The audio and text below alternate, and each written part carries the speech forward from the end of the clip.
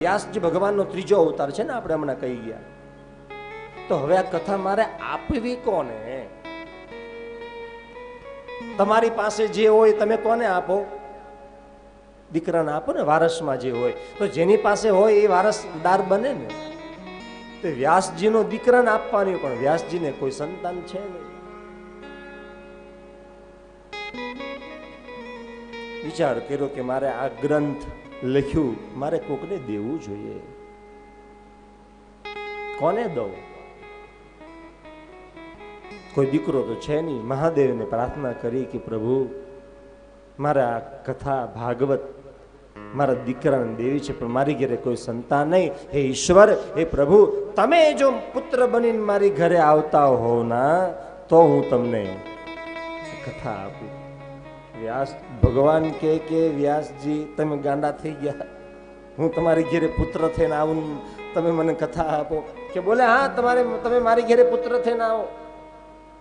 ભગવાને કીધું કે પણ મને કૈલાસ બરોબર છે, તમારી દુનિયામાં માર નથી આવું. આ બધી દુનિયા બહુ વિચિત્ર છે. વ્યાસજીએ કીધું કે ભગવાન, દુનિયા વિચિત્ર નથી, તમે એક વખત અહીંયા આવો તો ખબર પડે તમને કે કૈલાસ સારું કે આ પૃથ્વી હારી. તમે આ પૃથ્વી બનાવીને બેઠા છો, તમને શરમ નથી આવતી?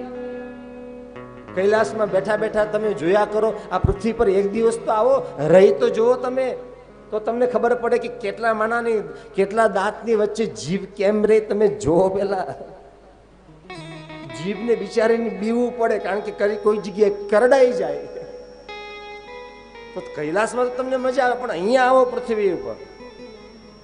આખીરમાં ભગવાન બહુ ના પાડી, પણ વ્યાસજી માનતા નથી. શિવ પ્રસન્ન થયા. વ્યાસજીની પત્ની ભગવતી અરણી, વ્યાસજીની પત્નીનું નામ છે અરણી. અરણીને ત્યાં ભગવાન શિવ આવ્યા છે. ગર્ભાવસ્થા થઈ છે. 2 મહિના, 4, 5, 7, 9 મહિના, 10 મહિના વીત્યા, પ્રસવ ન થાય. એમ કરતા કરતા 10 મહિના, 12 મહિના, 15 મહિના, વર્ષ, 2 વર્ષ, 3 વર્ષ, 4 વર્ષ, 5 વર્ષ, 7 વર્ષ, 12 વર્ષ થયા છે. 12 વર્ષ પ્રસૂતિ જ ન થાય.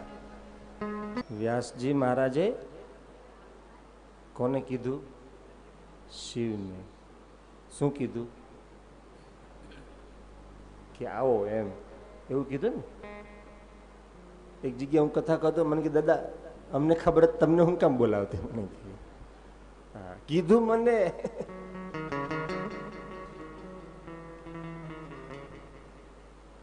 અરણીને ત્યાં સુખદેવજી મહારાજનો જન્મ થયો. બોલીએ સુખદેવજી મહારાજ કી જય. આ સુખદેવજી મહારાજ બહુ જ્ઞાની, પવિત્ર હતા. એટલી બધી એની પાસે એની જ્ઞાન હતું, એની પાસે એટલી બધી ભક્તિ હતી.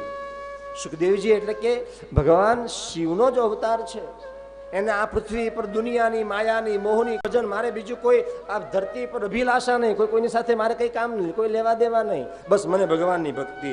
એટલે વ્યાસજી મહારાજે સુખદેવજી મહારાજને બહુ બોલ્યા, બહુ કીધું, પણ સુખદેવજી કોઈ જગ્યાએ મળ્યા નહીં. મેરે ભાઈ બહેન, વ્યાસજી મહારાજ પિતાશ્રીએ 2-3 સંતોને પાછળ મોકલાવ્યા, શિષ્યોને મોકલાવ્યા કે જાઓ તમે સુખદેવજીને શોધી લાવો, પણ કોઈ જગ્યાએ ન મળ્યા. અને આખીરમાં છેલ્લે વ્યાસજી મહારાજે કીધું કે તમે ભાગવતના શ્લોક બોલજો. ભક્તિના 2 દીકરા જ્ઞાન વૈરાગ્ય બિચારા વૃદ્ધ હતા, પણ ભગવાનની કથા સાંભળવાથી જુવાન થયા. અને આત્મદેવના બ્રાહ્મણનું એનો પુત્ર ધંધુકારી અવળગતિએ થયો, પણ ભાગવતની કથા સાંભળવાથી ધંધુકારીને ઉપરથી વિમાન લેવા માટે આવ્યું છે.